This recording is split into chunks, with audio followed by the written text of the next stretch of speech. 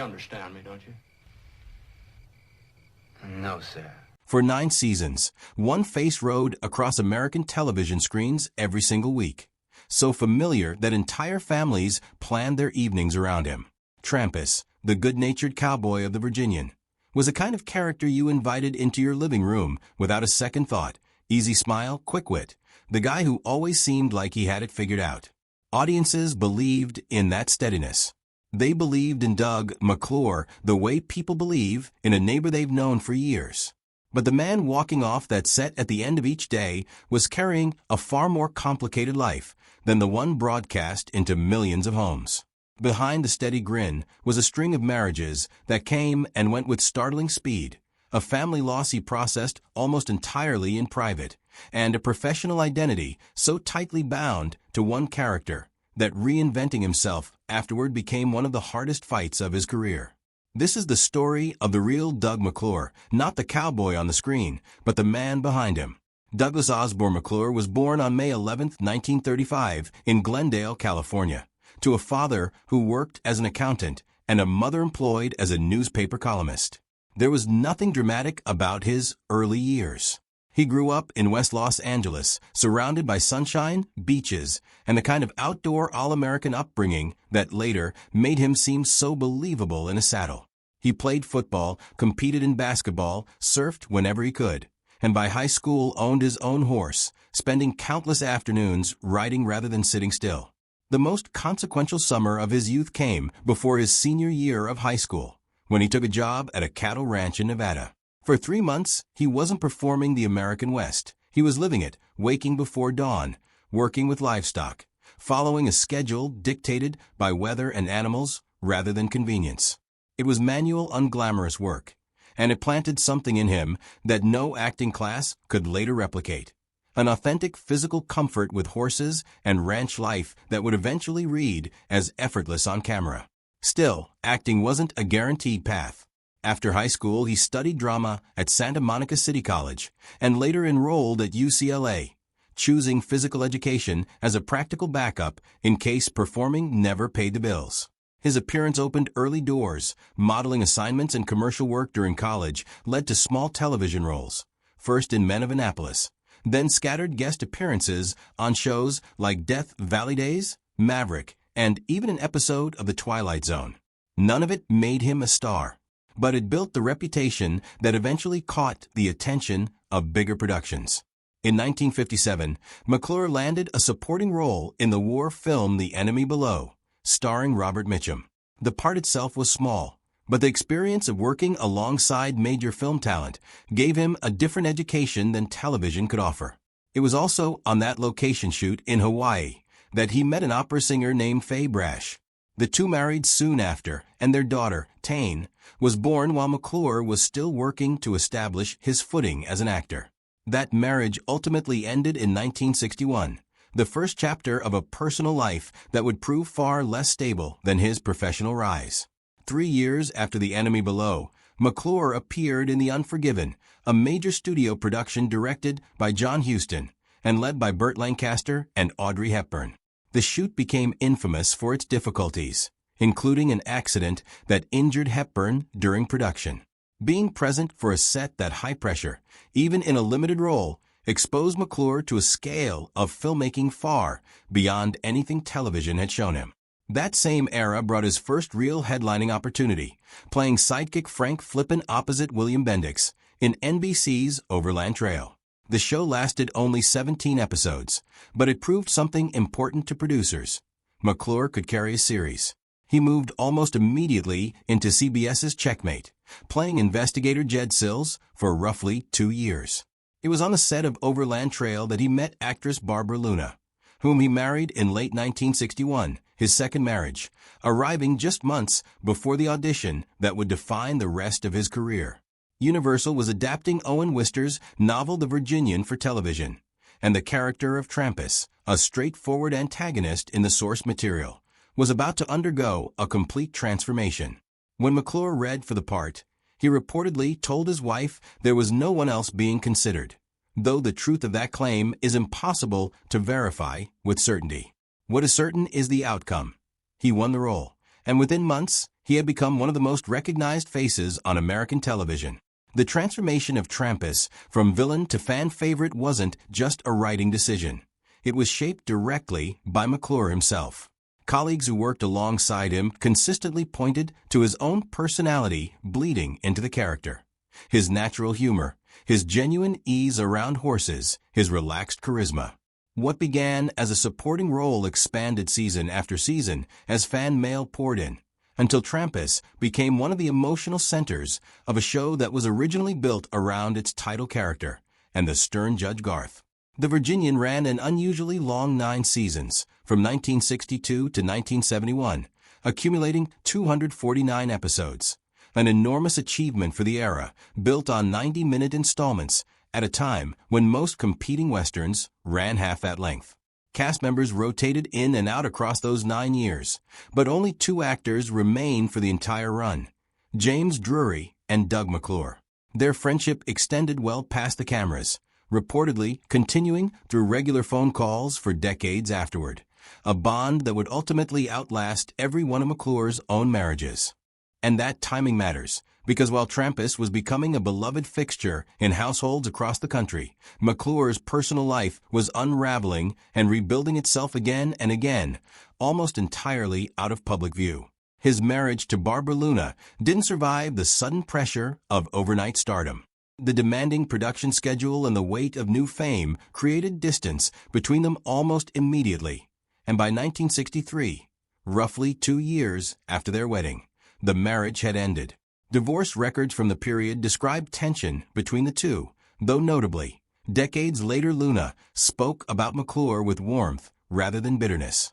That pattern of staying on good terms with people even after a relationship collapsed would define much of McClure's personal life going forward. He married again in 1965 to Helen Crane, at the very height of the Virginian's popularity. By outward appearances, McClure was one of the most successful men on American television at that exact moment. Yet that marriage, too, ended within a few years, dissolving by 1968. The gap between his public image, steady, easygoing, universally liked, and the private reality of a man cycling through relationships was already becoming a defining feature of his life, even if almost no one watching at home had any way of knowing it. That same period brought a loss McClure rarely discussed publicly at all. In 1965, as his career reached its commercial peak, his father, Donald Reed McClure, died at 61. The public saw a rising star at the top of his game.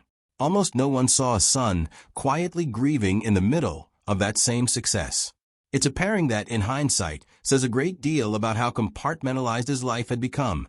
Professional triumph running on one track, personal hardship running silently on another, almost never allowed to intersect where cameras or fans could see.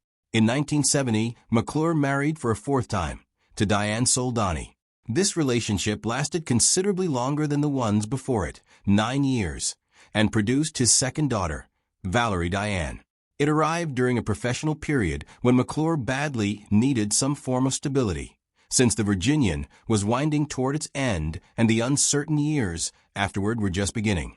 Even this marriage eventually ended in divorce in 1979, making it the 4th of his relationships to collapse in under 2 decades. And yet, by every account from people who knew him, McClure never let those failures curdle into bitterness. He kept reopening himself to new relationships rather than withdrawing from them, treating each ending as a closed chapter rather than a verdict on his own worth. When the Virginian finally ended in 1971, McClure was only 36, still young by industry standards, and still considered bankable enough that Universal quickly lined up new projects for him, including The Judge and Jake Weiler alongside Bette Davis. That pilot never became a full series, airing instead as a standalone television movie. A year later, he starred in Search, a science fiction detective series that generated some interest, but folded after 2 short seasons. McClure was running into a wall that trapped many television stars of his generation. Audiences loved the specific character they already knew, but weren't necessarily willing to follow that same actor into something unfamiliar, no matter how capable he actually was. He later joked about how strange that stretch felt, saying people sometimes acted as though he'd simply disappeared from the industry altogether. In truth, he never stopped working. He simply wasn't working in front of the same weekly audience of millions any longer. Rather than chase another version of Trampus-level fame, McClure pivoted in an unexpected direction. Mid-budget fantasy adventure films based on the novels of Edgar Rice Burroughs. Starting with The Land That Time Forgot in 1974, he became a familiar face in a genre built around prehistoric creatures and lost civilizations. Following it with At the Earth's Core, alongside horror icon Peter Cushing, The People That Time Forgot, and Warlords of Atlantis.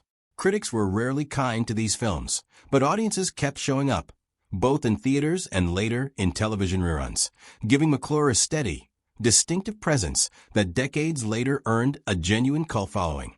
Television work continued alongside the films. He appeared in Barbary Coast with William Shatner, took part in the acclaimed miniseries Roots, and picked up guest roles across some of the most popular shows of the era: Fantasy Island, Airwolf, Murder, She Wrote, and The Fall Guy. His final major regular role came between 1987 and 1991, playing Kyle Applegate, first the mayor, later the sheriff, on the fantasy sitcom Out of This World, introducing him to an entirely new younger audience with no connection to Trampus at all. It's during this same stretch of the 1970s and 1980s, while McClure was rebuilding his career one role at a time, that people who worked closely with him have described a quieter, more private battle.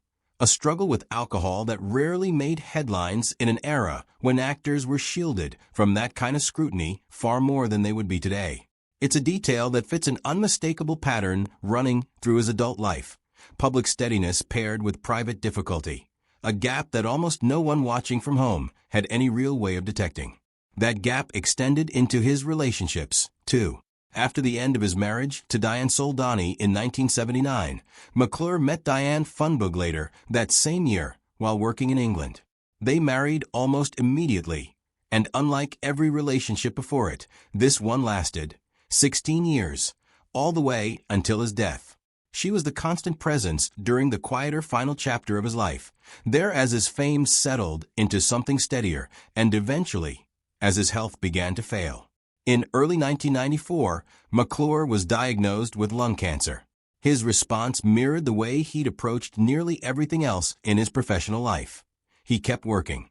That same year, he reunited on screen with James Drury for a Western reunion project, and took a small role in the big screen version of Maverick, a film that carried extra resonance since he'd appeared in the original Maverick television series decades earlier, near the very start of his career.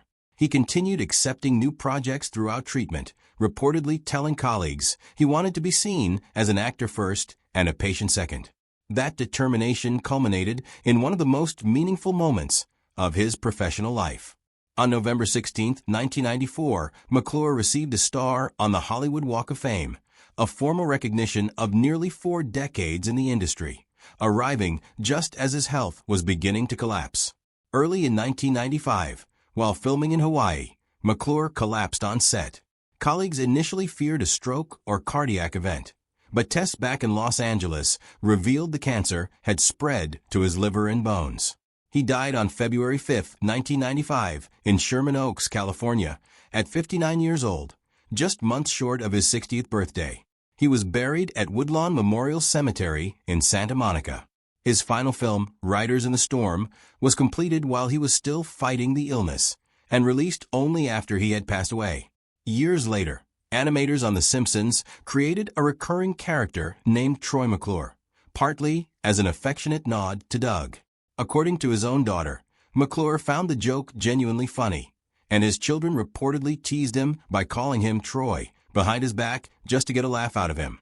It's a small detail, but it says something meaningful about how he was actually remembered by the people closest to him. Not as a cautionary tale, but as someone whose humor and warmth were real, even amid everything he kept private. His daughter Tane went on to build her own career as an actress and singer, while his daughter Valerie chose a quieter, more private life. Both have spoken about keeping their father's memory close in the years since his death. What emerges from McClure's life isn't really a story about deception. It's a story about the distance between a public role and a private self, a distance nearly every public figure carries in one form or another. He never pretended, on camera or off, to be someone he wasn't. He simply lived a full, complicated, sometimes painful life largely out of view, while an entire country believed they already knew him because they'd watched him every week for 9 years. The easy, sunlit smile audiences remember wasn't fake. It just wasn't the whole picture.